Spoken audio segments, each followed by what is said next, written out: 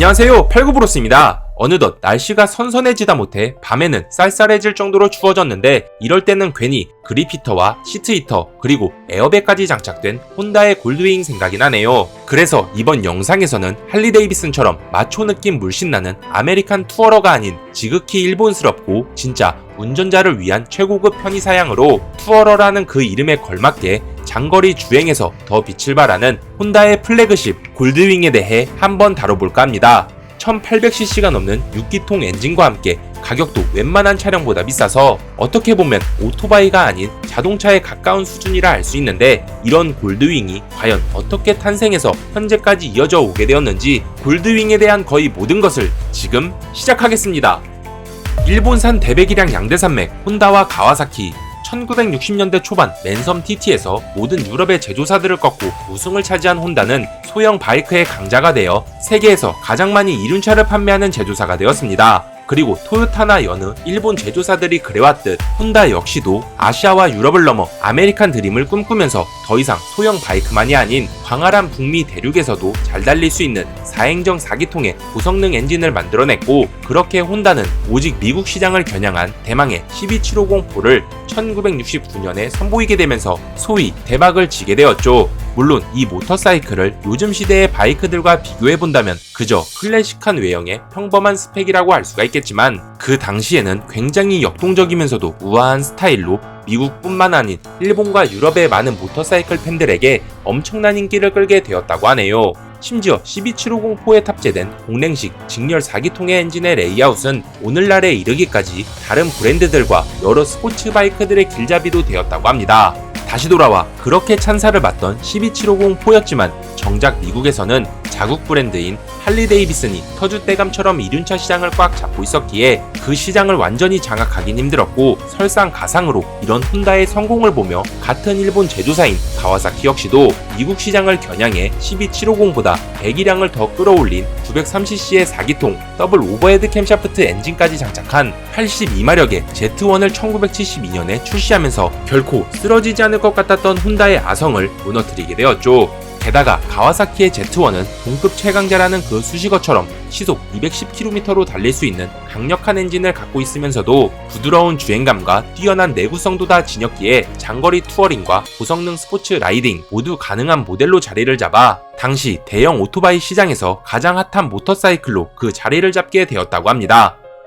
골드윙의 그 시작, GL1000. 오토바이의 왕이 되겠다는 혼다의 포부는 그렇게 가와사키에 의해 가려지게 되었지만, 혼다는 당연히 여기서 안주할 생각이 없었고, 그렇게 1972년 타도 가와사키 Z1을 노리면서 자신들의 12750을 완전히 뛰어넘는 새로운 플래그십을 개발하기 위해 혼다는 프로젝트 371이라는 개발 프로젝트를 시작하게 되었죠. 그리고 이 프로젝트의 중심이었던 이리마지리 쇼이치로는 혼다 창업 이래 가장 상징적인 바이크인 RC166을 만든 장본인이었는데, 여기서 이 바이크가 얼마나 전설적인지 한번 살펴보자면 4cm 남짓한 이 작은 피스톤 6개가 모여 250cc라는 그리 크지도 않은 작은 배기량으로 공랭식 6기통 엔진이 되어 18,000rpm에서 최대 62마력, 최고 속도는 시속 240km를 뽐냈고, 외형 역시도 공기역학적인 디자인이 가미되어 그야말로 당시 혼다의 모든 기술력을 응축한 걸작이었다는 것입니다. 여담으로 RC166은 1966년과 1967년 세계 챔피언십 대회에서 총 17번의 우승을 차지했고, 그중 12경기가 치러진 1966년에만 10번의 우승을 가져가며 모터사이클 월드 챔피언십 역사상 가장 성공적인 모터사이클이 되었다고 하네요. 또한 이 바이크를 만든 이리마지리 쇼이치로가 더 대단했던 이유는 1963년 그가 갓 대학을 졸업하고 혼다에 바로 입사한 24살이란 어린 나이에 RC166 개발에 참여를 했다는 것이고, 약 3년 뒤인 1966년에는 혼다 F1 팀에 들어가는 12기통 엔진까지 설계를 했다는 것입니다. 그리고 그가 39살이 되던 해에는 혼다 본사에 이사로 취임하며 1조엔 기업의 30대 이사라는 별명이 생기기도 했는데, 뭔가 핵심적인 프로젝트에 다 참여하고 이름 또한 혼다 소이치로와 비슷해 보여 낙하산인 줄 알았지만 혼다 소이치로와는 전혀 관계가 어쨌든 이런 모터사이클을 만든 이리마지리 쇼이치로는 새로운 플래그십에도 6기통 엔진을 탑재해 장거리 투어링에도 적합한 그런 모터사이클을 만들고 싶었는데, 여기서 혼다의 창립자인 혼다 소이치로는 대회용도 아닌 양산화 모델에 이런 방식의 엔진은 적합하지 않을 것이라며 회의감을 내비쳤고, 디자인 역시도 전혀 럭셔리하지 않고 투박하다는 의견을 내놓았다고 하네요.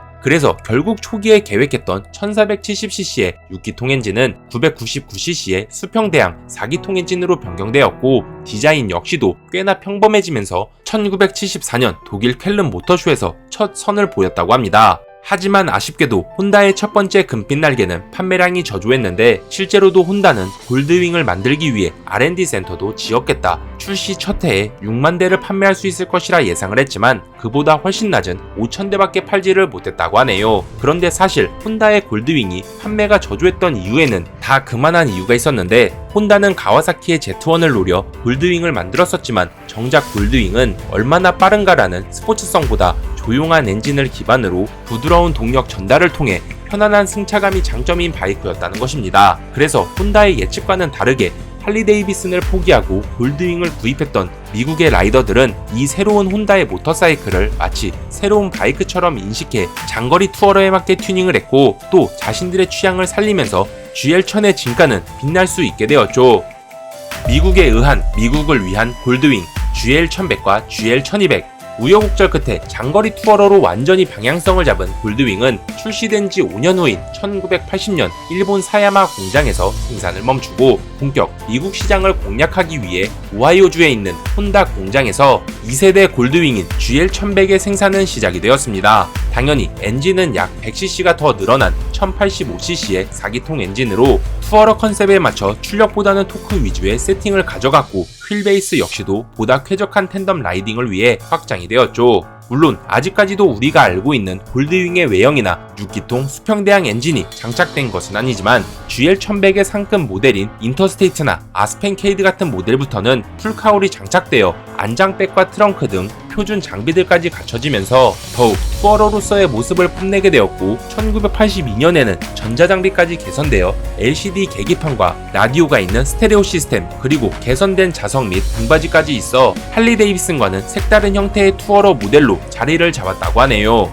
그리고 3세대인 GL1200은 페어링이 장착된 할리데이비슨의 로드글라이드나 스트리트 글라이드처럼 프론트 페어링이 기본 장착됨과 동시에 셰시와 휠베이스도 더 확장되었고, 엔진 역시도 GL1100의 실린더 보어와 스트로크를 늘려 배기량을 1182cc로 증가시키면서 라이더들은 장거리 주행 시 더욱 안정감과 편안함을 느낄 수 있게 되었다고 합니다. 일명 나나안이라고 불린 12750부터 골드윙까지 이어진 혼다의 플래그십 골드윙의 그 첫 번째 이야기는 여기까지이며, 다음 영상에서는 본격 6기통 엔진을 기반으로 럭셔리 투어러의 정점에 다가선 골드윙의 나머지 이야기를 더 다뤄보도록 하면서 이번 영상은 여기서 마치도록 하겠습니다. 오늘의 정보는 어떠셨나요? 재밌게 보셨다면 좋아요와 구독 부탁드리겠습니다. 끝.